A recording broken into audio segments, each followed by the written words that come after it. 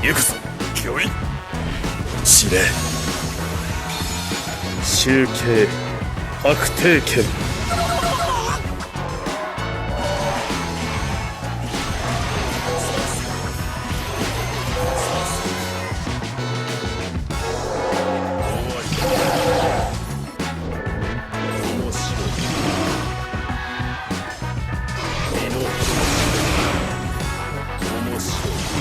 Hey everyone, and welcome back to Bleach Brave Souls! Alright guys, so I know it's been a few days since I made a video, but you guys haven't missed anything. There hasn't been any big news in the game as of yet.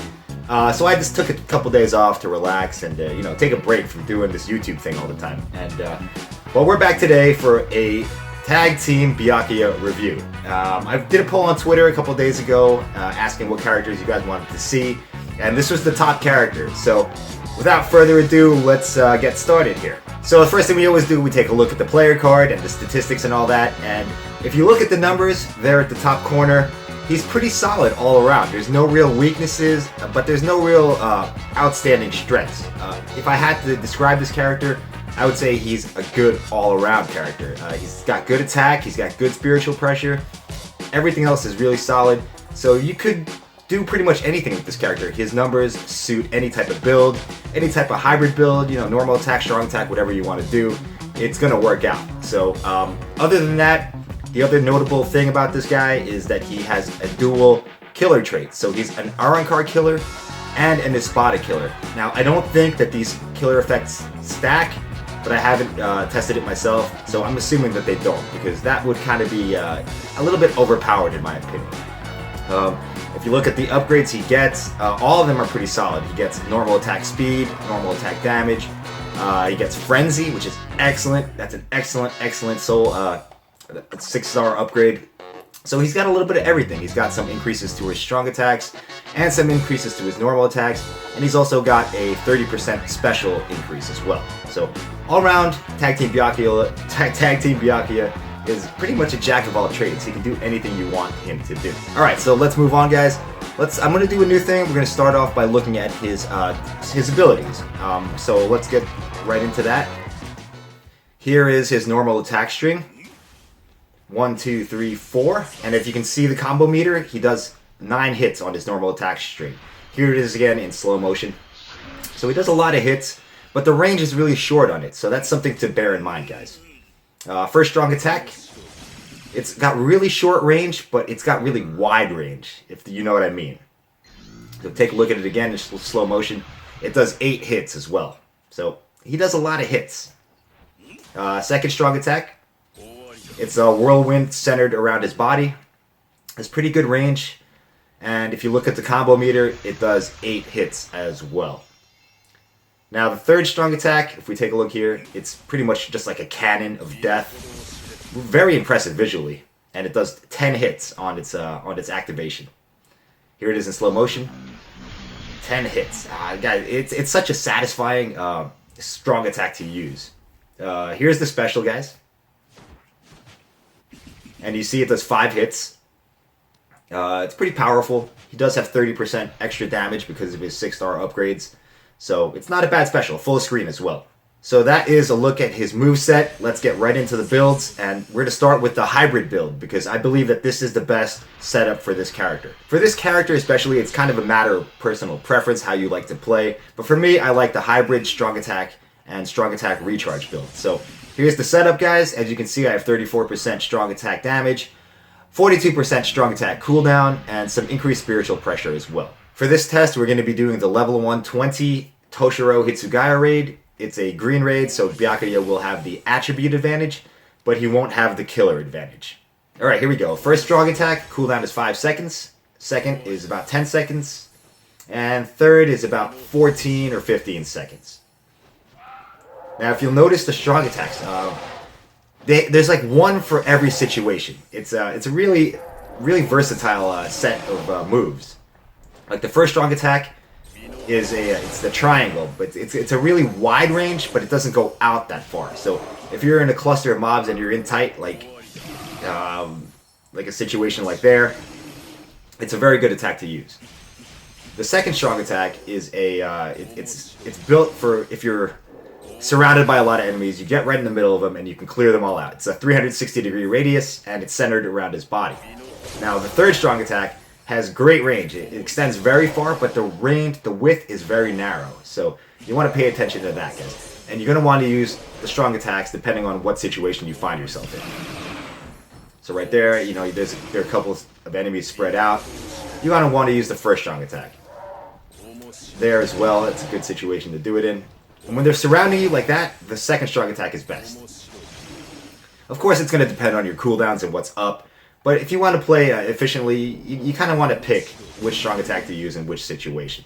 Like here's a good spot for the cannon. Here's a good spot for the 360-degree thing. And here's a good spot for the first strong attack.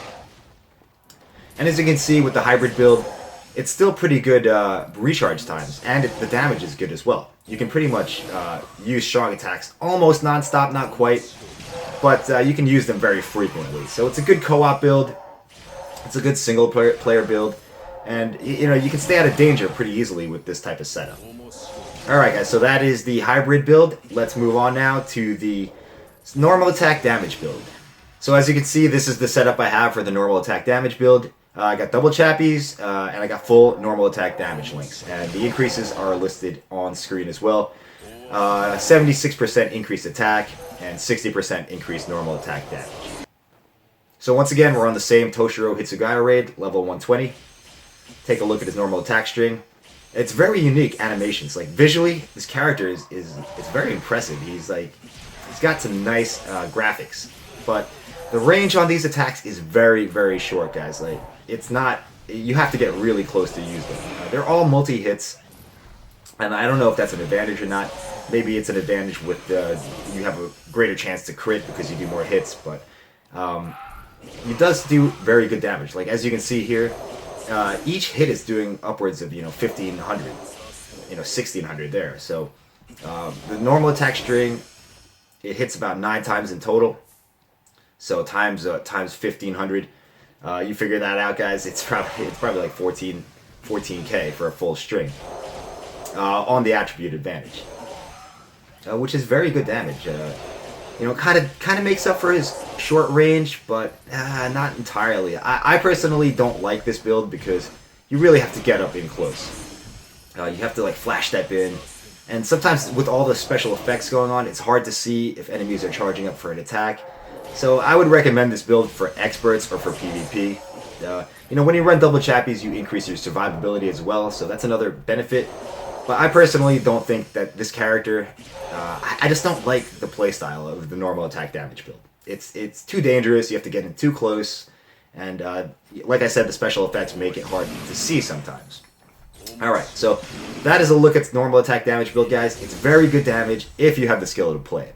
So moving on, we're going to look at the strong attack damage build, and as you can see, this is the setup I have. Pretty much I have all strong attack damage links, and I have as much spiritual pressure as I have available. Now keep in mind, guys, for all these builds, if you have better accessories than I do, you're going to see better results. Alright, so let's move right in. And the damage with full strong attack is excellent, guys. You can see there, I just cleared out that entire pack with one strong attack. That blue guy dodged me right there, which is kind of annoying. The drawback of this, as always, is that you're gonna have to wait on your strong attacks. The cooldowns are, he has the natural strong attack recharge cooldown, but that's it. So it's the trade-off you make with strong attack or strong attack recharge. Do you want to be able to do your strong attacks more frequently, or do you want them to hit harder? And that's a matter of personal preference and playstyle, guys. Personally, I like a little bit of both, which is why I kind of lean towards the hybrid builds. But this build's excellent. You can see how strong his attacks hit. Like, the cannon just kills people.